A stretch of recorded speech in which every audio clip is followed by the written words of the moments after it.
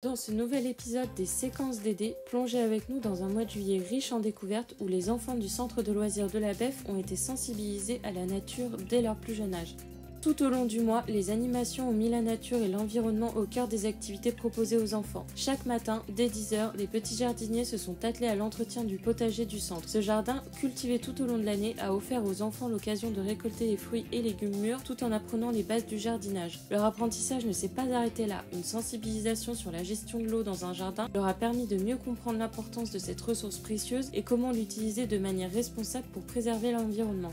Les enfants ont eu la visite d'une ferme pédagogique directement au centre de loisirs. Ils ont pu rencontrer et caresser divers animaux. Cette rencontre privilégiée leur a permis de développer un lien direct avec la nature et de prendre conscience de la responsabilité que cela implique. Toucher, nourrir et observer ces animaux de près éveille chez eux un sentiment de respect et d'empathie pour le vivant, les sensibilisant ainsi à l'importance de prendre soin des êtres qui les entourent.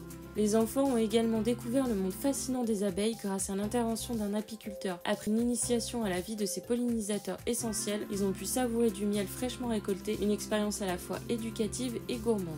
Dans le cadre de l'atelier Habitat et Milieu avec Arthropologia, les enfants se sont aventurés près de la mare de la Beffe et du ruisseau des Planches pour explorer la biodiversité. Filets en main, ils ont attrapé et observé les petites créatures vivantes dans ces deux écosystèmes différents et ont ainsi compris les variations de biodiversité entre un plan d'eau stagnant et un cours d'eau en mouvement.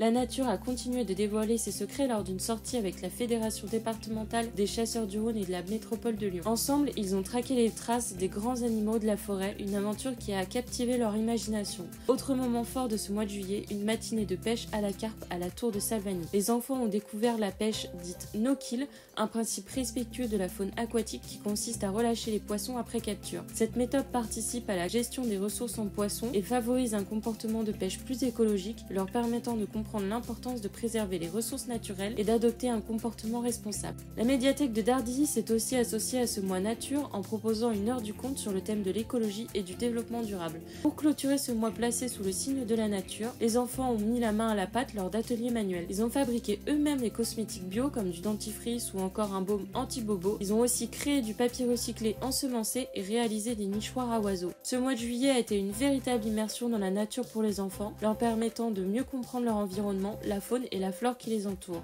Grâce à ces multiples activités, ils ont développé leur curiosité, leur autonomie et leur créativité. Nous vous donnons rendez-vous très bientôt pour un nouvel épisode des séquences d'aider.